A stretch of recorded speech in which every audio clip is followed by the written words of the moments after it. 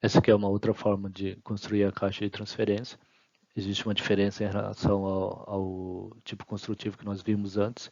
Se vocês separarem aqui, então aqui ficaria o eixo de entrada, vindo do cardão ou diretamente na saída da caixa de transmissão, e aí ele passa por esse eixo de entrada, passa o torque para o eixo intermediário, olhando aqui para outra figura, então o torque entraria aqui por esse eixo aqui, que é o mesmo dessa imagem aqui, ele passa para um eixo intermediário, e do eixo intermediário, então, ele passa para esse mecanismo aqui. Desse mecanismo, ele faz o split de torque entre o eixo traseiro, o dianteiro, e de forma alinhado aqui. Então, o que nós vimos até agora foi que no eixo de entrada na caixa de transferência, a saída para o eixo traseiro ficava diretamente na mesma linha aqui. Aqui não acontece dessa forma, ele é montado de forma que a saída, então para o eixo dianteiro e traseiro, eles estão alinhados no mesmo eixo aqui de rotação. Então, aqui, depois a gente vê aqui esse mecanismo aqui, o torque, ele entra aqui, então vindo pela caixa, o torque entraria aqui,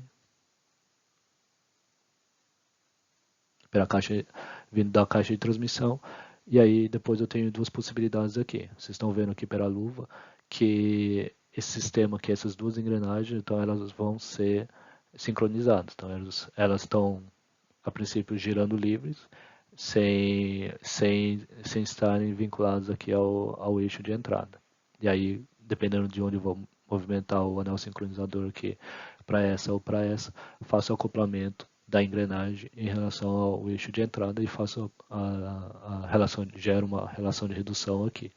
Então, olhando aqui para essa outra figura aqui, se o torque ele entra e vem, fica disponível nesse eixo aqui, que está lá no fundo da imagem. E aí eu vou acoplar esse sincronizador aqui, por exemplo, para essa primeira engrenagem aqui, que seria a engrenagem, essa engrenagem aqui. Então, quando o fluxo de torque ele viria aqui, daqui, entrando por essa engrenagem e passa para cá e fica disponível para o eixo intermediário, gerei uma relação aqui. Só que se vocês olharem aqui, inicialmente, né, aparentemente, esse diâmetro que ele é maior, então o diâmetro do pinhão ele é maior do que o da coroa, daquela movida, então essa relação aqui seria menor do que 1. Aí depois o torque fica disponível nessa engrenagem, e esse aqui é um par constante, então essa engrenagem aqui ela sempre gira junto com a intermediária, e essa aqui também gira sempre junto com a saída aqui, né, que seja em cima desse mecanismo aqui. Então, quando o fluxo de torque ele entra para cá, ele vai de novo sofrer uma relação de redução aqui. Só que quando eu olho para ele, então dentro desse fluxo aqui, ele viria e sairia para cá, em qualquer das situações. Se eu faço dentro do projeto que essa engrenagem aqui, ele tenha o mesmo número de dentes, o mesmo diâmetro que essa aqui na saída, significa que a relação vai ser 1 para 1. Porque essa engrenagem aqui era uma engrenagem intermediária, que é uma reversora, na realidade, da rotação. E aí isso aqui, esse fluxo aqui, ele não geraria nenhuma relação de redução se essas duas engrenagens tivessem com o mesmo diâmetro. É claro que aqui nesse sentido aqui existiria, né, uma relação de redução aqui. E aí o segundo fluxo de torque. Então, ao invés de eu acoplar aqui o anel sincronizador nessa engrenagem, eu vou acoplar o anel sincronizador na engrenagem de trás aqui desse desenho, que seja, então nesse caso aqui, olhando para a outra imagem, seria o anel sincronizador, ele sincronizando para esse lado aqui. Então o fluxo de torque, o segundo fluxo de torque, ele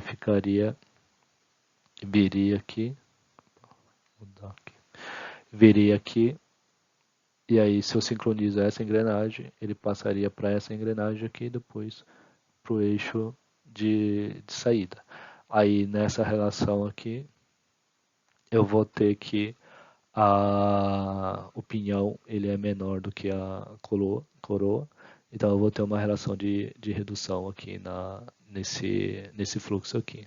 Então que seria, cuidado que o desenho está invertido aqui em relação a esse aqui, né? Então seria uma relação reduzida aqui na saída da caixa de transferência. Como é que a caixa de transferência faz o split? Se vocês reconhecerem esse mecanismo aqui, ele é exatamente igual ao planetário do diferencial. Então, o que era aquele diferencial que nós vimos na traseira ou no dianteiro?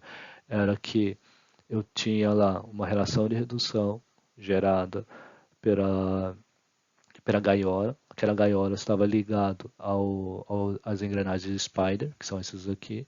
E aí, antes, a gente tinha os side gears que eram ligados ao semi-eixo direito e esquerdo. Nesse caso aqui, esses side gears aqui, eles estão acoplados ao cardan dianteiro e ao cardan traseiro. Então, quando o fluxo de torque ele chega para cá, para a gaiola, para a coroa, ele também vai sentir o split, né? Vai ter a divisão do torque de forma igual, 50% para cada lado aqui, só que ele permite que tenha uma certa diferença de rotação entre o eixo dianteiro e traseiro. Mas a divisão do torque sempre vai ser igual, 50%. Então, seria que quando a gente trabalha no sistema tração integral, que aqui sempre vai ser integral, a divisão do torque vai ser de 50%, e esse tipo aqui de caixa de transferência, ou esse tipo de, na verdade, de diferenciação da rotação e de split, ele, para alguns autores, é denominado de diferencial central, porque ele fica bem no centro lá do veículo. Então, essa é uma outra forma construtiva que posso ter uma relação reduzida ou simples, e aí depois faço o split do torque usando uma planetária equivalente ao do diferencial veicular que a gente viu antes. Em resumo aqui, então, sobre os diferentes tipos de construção aqui da caixa de transferência. A gente viu lá, até pela classificação aqui. Então, existe lá uma forma rígida, em que faço o split do torque de 50% a 50% aqui, com a montagem direta aqui de engrenamento contraposto. E nesse caso aqui ele chama de rígido, porque eu não tenho nenhuma possibilidade de desacoplar entre o eixo dianteiro e traseiro. Então, existe a outra forma, que é desacoplável, que seria também, nesse caso que ele ilustra como sendo um engrenamento contraposto, e coloca um sistema de embreagem ou qualquer tipo de acoplamento desacoplamento aqui, em que eu posso manter a tração sempre, por exemplo, no eixo traseiro ou dianteiro, e aí quando eu preciso de tração integral, e daí eu faço esse acoplamento aqui. Então ele ficaria 100% naquela que está acoplada e 50% naquele quando tiver o sistema integral aqui. Existe, que a gente acabou de ver aqui, então, uma possibilidade de usar um diferencial aberto, vou colocar assim, que seria o mesmo tipo de planetário usar um diferencial, que então posso ter uma relação de transmissão aqui, como a gente viu antes, e aí entre a dianteira e a traseira aqui, na divisão aqui do torque, ele sempre vai seguir então 50% para cada lado, porque eu tenho mesmo a relação de transmissão aqui, na verdade não é nem de transmissão, mas a relação cinemática que ele é equivalente entre essas duas saídas aqui. Então, por isso que o torque sempre vai ser de 50% para cada lado. São casos mais específicos, mas existe também. Posso usar uma planetária para gerar uma diferença de torque entre o eixo dianteiro e traseiro. Então, se for uma necessidade do projeto, posso aqui de novo. Então, sair da caixa de transmissão, entrar na caixa de transferência, posso gerar aqui uma relação de transmissão ou não. E aí depois, aqui ele está, vocês estão vendo aqui, ele está acionando o porta-planeta. Só que a saída dele agora, a forma como foi montado é uma saída está na solar e a outra saída está na anelar. Como esse diâmetro que a gente já viu lá na relação da planetária, né? Então é só pegar aquela relação genérica, que eu tenho uma dupla saída de torque e uma entrada de torque aqui lá no N2, que é no porta-planeta.